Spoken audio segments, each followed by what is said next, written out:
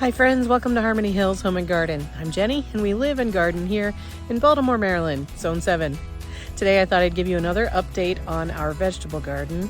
This is the first time I've really grown a full vegetable garden and I've had some hits and misses. So come with me and let's take a look at the vegetable garden on August 3rd, 2023. Followers on the channel will remember that we had these 3-tiered garden beds installed into our backyard last fall. And so this season of 2023 is the first time really that we've been using these for any sort of planting areas. The top one is the one that I turn into the vegetable garden. And I've had different crops coming in and out of the vegetable garden over the course of this season. And so here is what it looks like on August 3rd. Here in the front we have white potatoes. These are the Kennebec variety.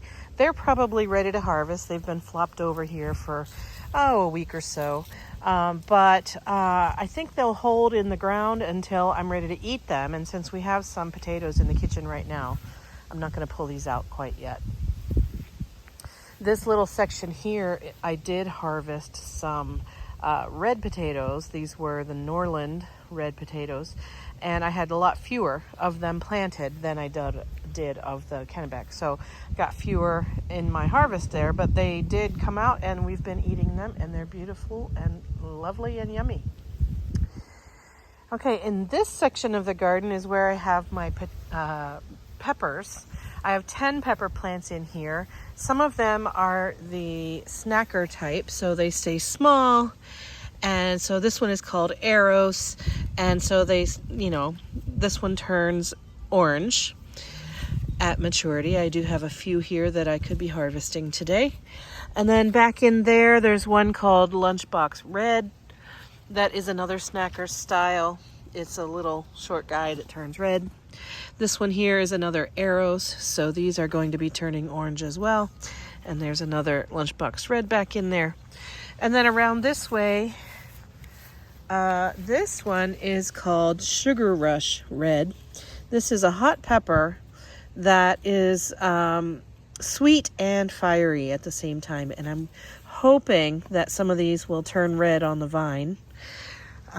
Oops, one just fell off, looks like. And then over this way is Sugar Rush Peach. It's the same family of peppers, so hot and fruity tasting at the same time. And I'm, again, hoping that these will turn peach before I pull them off the vine. They're hard to tell apart from my banana peppers when they are in this kind of yellow state. So I'm hoping that these turn a little bit more peachy colored and these turn red before I bring them inside.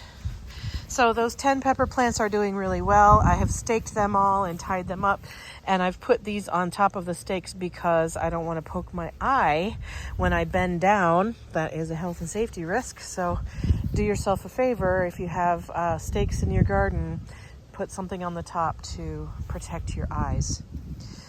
Okay, and then around here, I think I may have shared with you already, but I had planted onions all along this area, and all but one of them has rotted in the ground, and maybe two. It looks like we have two here. So this is a green onion.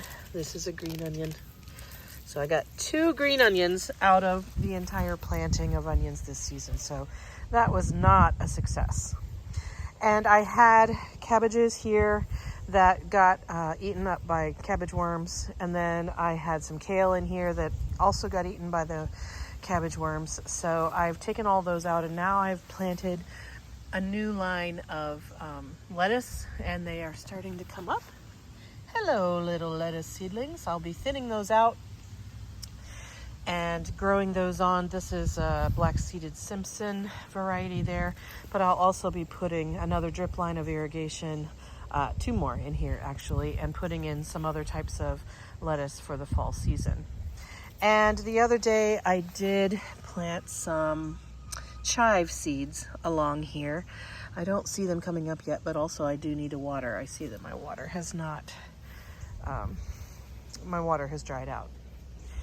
Okay, so then in this section here is where I had lettuce and broccoli and beets in the earlier part of the season. Right now there's nothing planted in this triangle, but on my trellis I have a few different varieties of pole beans.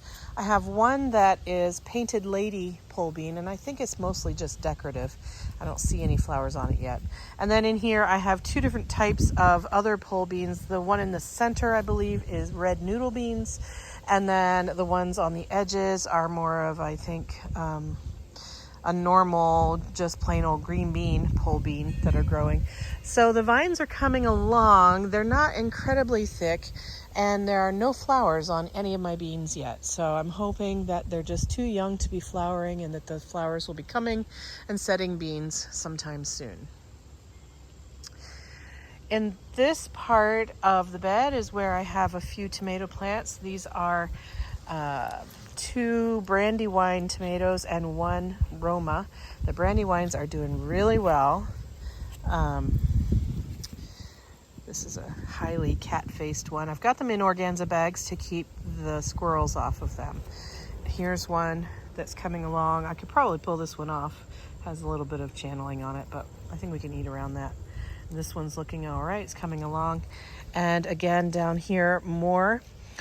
Several tomatoes on this vine. I've got the vine tied up with string to keep it from breaking off because they're so heavy. So on this plant we've already harvested one, but I've got 1, 2, 3 more coming along. The tops of the vines are still growing, but we don't see many or really any fruit set up at the tops yet, but I do see 1 flower up there. So hopefully with the cooling off of the weather that we've had, we'll get a few more tomatoes on this vine. We'll see.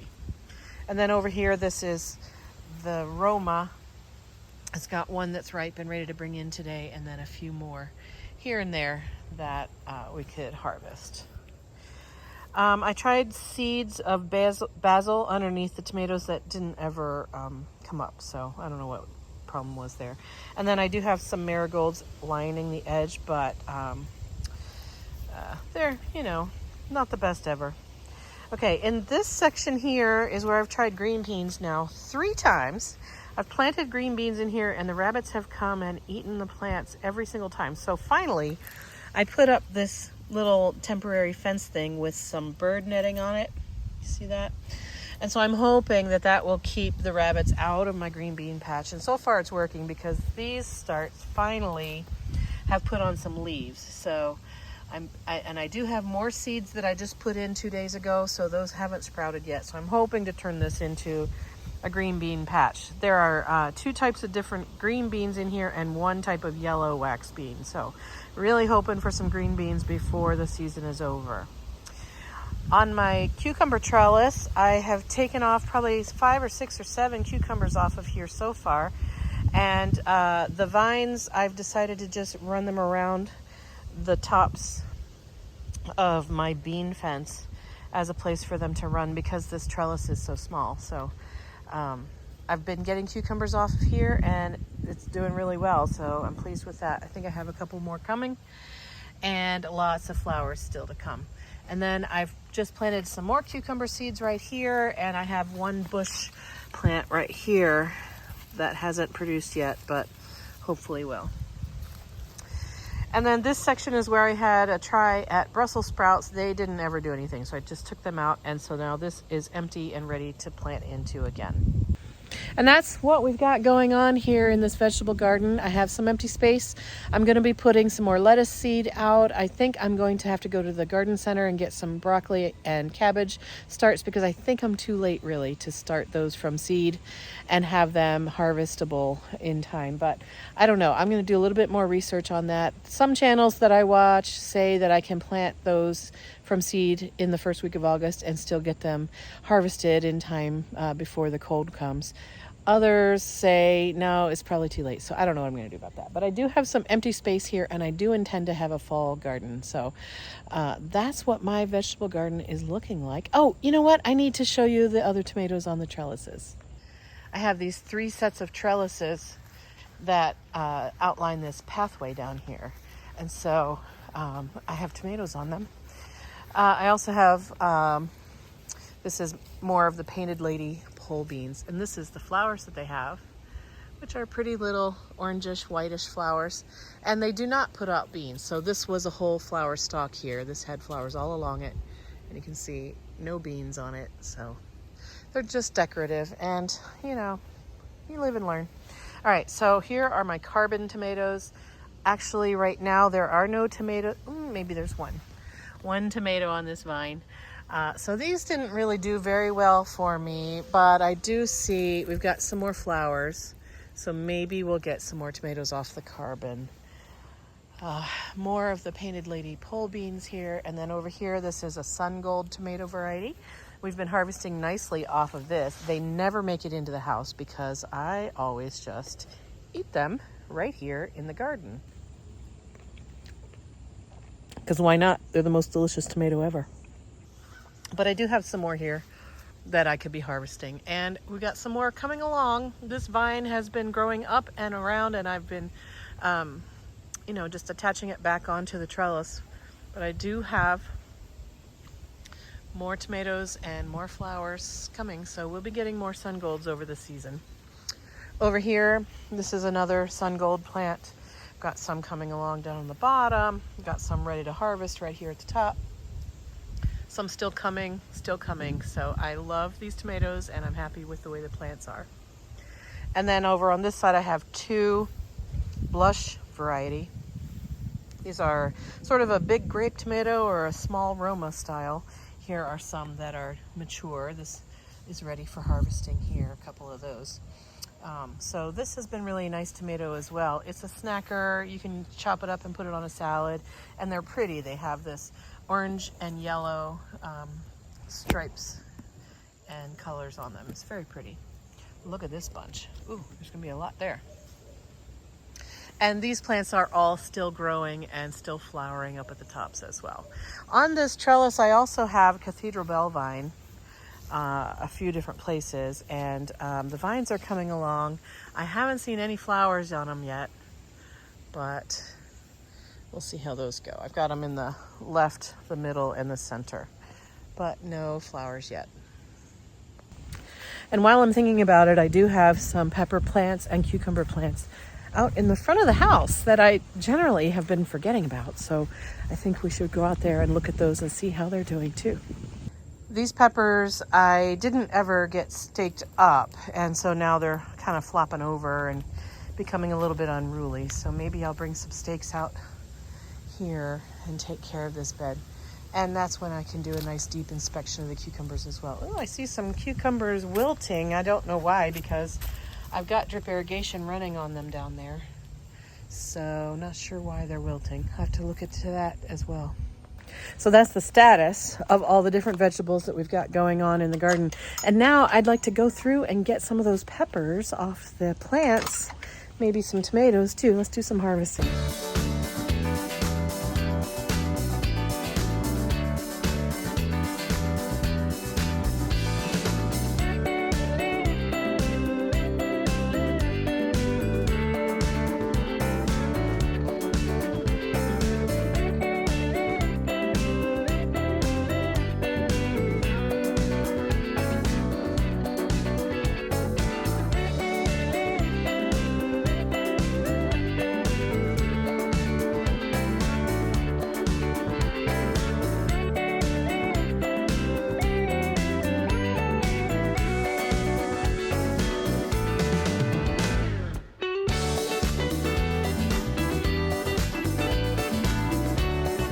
I am putting my fruits into Organza bags, small, medium, or large size, so that the squirrels won't come and eat them. Last year I had trouble with the squirrels eating my almost perfectly ripe tomatoes the day before I was planning to harvest them. So this year the squirrels have not been bothering my tomatoes, and I know this because I found one tomato on the ground in its Organza bag, as if a squirrel had come, tried to get at it, and gave up. And so all the rest of the tomatoes have been left alone. So the Organza bag trick is definitely working on the tomatoes. It also worked on my strawberries. Hey, and speaking of strawberries, my strawberry plants have gone really thick and lush, and they are infiltrated by snapdragons that fell over. And they've been sending off runners all over the place. So I need to get this kind of back under control.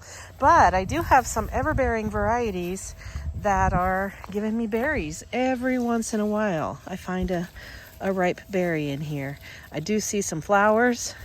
Here's, you know, maybe I'm not going to eat that one, but I thought I saw, oh, you know what? Maybe a squirrel got it. I thought this morning I saw a ripe berry in this patch right down here.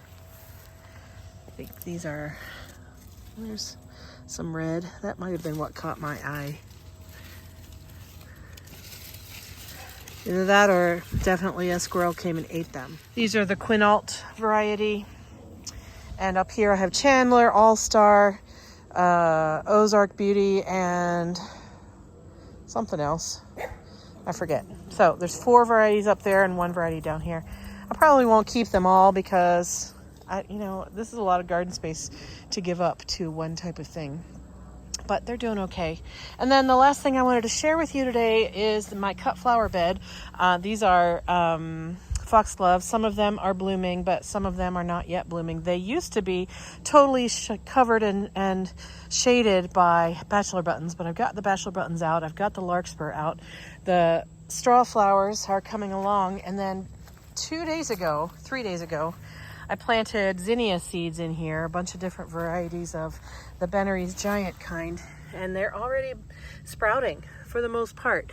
So I'm gonna have a late season zinnia show in here. I did, let's see, Queen Red Lime, which is not Bennery's giant, but Queen Red Lime over there, and then I did deep red, coral, bright pink, lilac, and purple Bennery's giants all in here. And then along the front here I did a row of Senora zinnias. So those will be coming up behind the foxgloves. I do have some status struggling along over here and some status struggling along over here. So my cut flower bed isn't what I had in my head, but it is actually representative of what I actually did this year, which is I didn't plan things correctly. I didn't water things correctly. And so, you live and learn. I think next year my cut flower bed will be just a smidge better than it was this year. But, we're always learning in the garden. But as we look at the tomato plants that I just put more bags on, I think we can stand here and admire. This is Denim and Lace Russian Sage. This is Millennium Allium. Back there is Calamint, White Swan Echinacea from seed last year. There's a little maroon dahlia here, that's Gallery Singer. If you can see a little bit more purple right in there, that is more allium. And then, can you see the butterflies on the phlox? That phlox is the Gina variety, Jeana. And it's one of the ones that Mount Cuba Center said was best for resistance to powdery mildew and also caring for the pollinators. And then in there's also some echinacea, some cardinal flower. These are summer crush hydrangeas. And then back behind there is Let's Dance Rave hydrangea. So this viewpoint right here is making me very happy this season for sure. I think that's a happy note to end on with the butterflies dancing around in the background. Tomatoes coming along, cucumbers coming along, and peppers, lots of peppers. So that's where I am with the vegetable garden and surrounding areas this season. How's your vegetable garden going here in early August? Are you pretty much done with tomatoes in the south, or in the north? Are your tomatoes still coming along, or somewhere in between? And what about the other things you're growing in your garden? Let me know in the comment section down below how your garden is coming along. Are you doing vegetables this year? And if so, what's your harvest looking like? Share your triumphs and your trials down in the comment section. We can all support each other in our endeavors. Thanks so much for joining me. I hope to see you again sometime real soon, friends. Take care. Bye-bye.